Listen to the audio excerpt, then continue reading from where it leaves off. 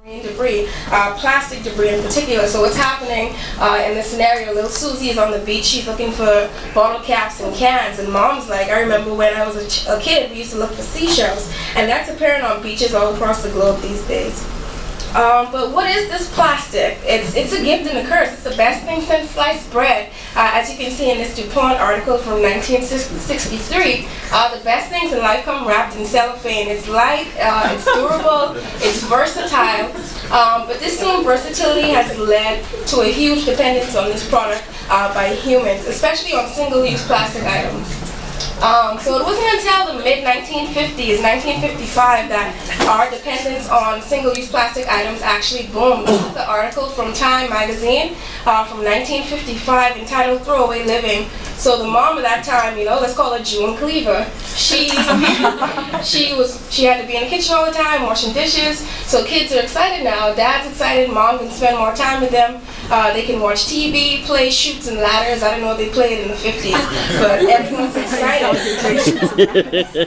But this same item, this product that we depend on every day, because it's so lightweight, because it's durable, because it's cheap, has made its way into a variety of ecosystems and environments, from the terrestrial environment to the open sea. 90% of what's floating in the ocean is plastic. Even to remote shorelines. This is a beach in Alaska. Even in the deep sea, the Monterey Bay Aquarium Research Institute in 2013 reviewed 18,000 hours of underwater deep sea footage, and they found that 32% of what's actually on the sea floor is plastic, and that's a staggering number. So in 1982, it was estimated that 18 million pieces of marine debris enter the world's ocean on a daily basis. This was over 20 years ago, so that number has increased twice, several-fold actually. Once this debris is in the marine environment, especially plastic, it persists there for years, for thousands of years, where it doesn't biodegrade or go back to the natural environment, but it breaks down into smaller and smaller fragments, as you can see in this photo here. Once in the marine environment, this plastic has a negative effect, especially on the animals that live in the sea, as every year over 100,000 animals are affected by this issue, either through ingestion or entanglement in plastic. Of that 100,000 animals, that represents 260 species, 43% which are marine mammals. As you can see in this photo, it's a sea lion or a seal that has fishing line caught up around its neck. 86% of sea turtles are affected by this issue. You can see in this photo, this sea turtle is excreting remnants of a plastic bag. And 44%, I don't know if my bird people are still in here. We are. 44%, all right, good. 44% of seabirds are affected by this issue. This is a Lausanne albatross. They live on Midway Atoll, where there are millions of birds on this island. You walk around that island right now, and what you'll find are carcasses laying there with plastic in the stomach. But not only marine animals are affected by this issue, land animals are affected as well. Goats, camels. This camel's in the desert, decided to have lunch at the landfill buffet, and unfortunately he succumbed to his ingestion of plastic.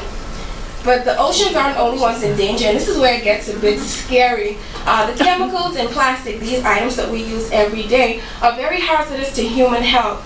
Chemicals like bisphenol A or BPA and phthalates, which are used to make plastics hard and soft, have been linked to diseases such as prostate and breast cancer, ADHD, early puberty in females, and they're known endocrine disruptors. So what they do is they synthesize your hormones so they can make females a bit more masculine, males a bit more feminine. Oh, that's why. Yes. God.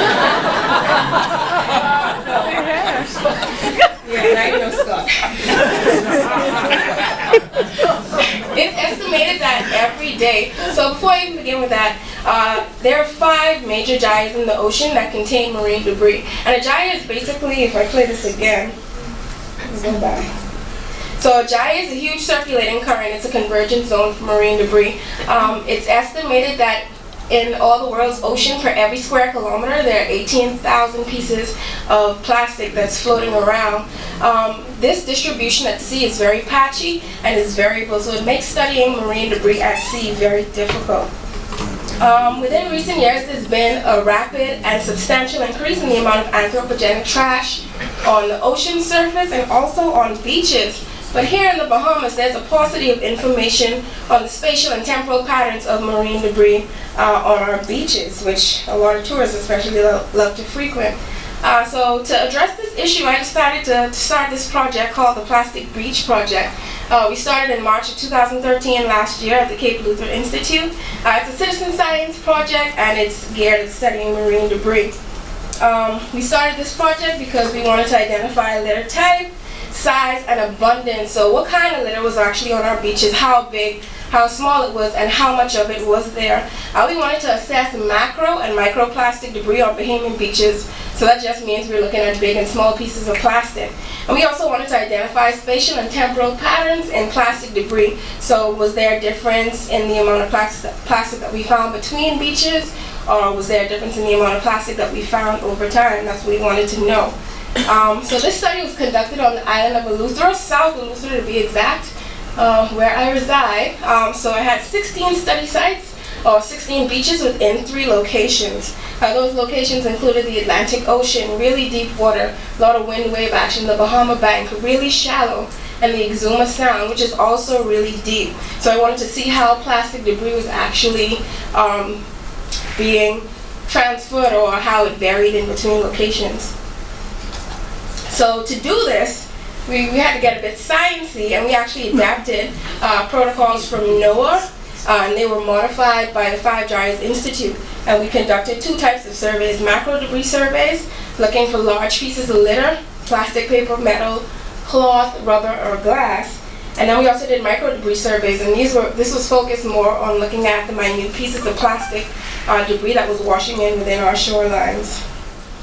So to do this study, enlisted the help of a lot of volunteers. But first for our macro debris survey, what we did was we went to these beautiful beaches. Some of them were really remote. It took us like 45 minutes just to drive down the rocky roads to get to some of them.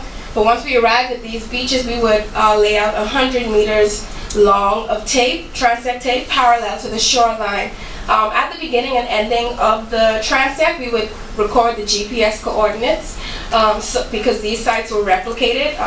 Every site that we did in the spring, we also replicated in the fall, so we went back to the exact same spots. So once we laid that transect tape parallel to the shoreline, we randomly selected 4 5-meter wide transect plots. And an additional transect tape was ran from the shoreline, the beginning of the shoreline, all the way to the back beach, or first sign of vegetation. So once we already established our 4 research plots, our volunteers would then take a 2.5-meter long piece of string and a burlap sack, and they would walk from the back beach all the way to the shoreline on both sides, picking up large pieces of debris and placing it into the burlap sack. For our micro debris survey, this was performed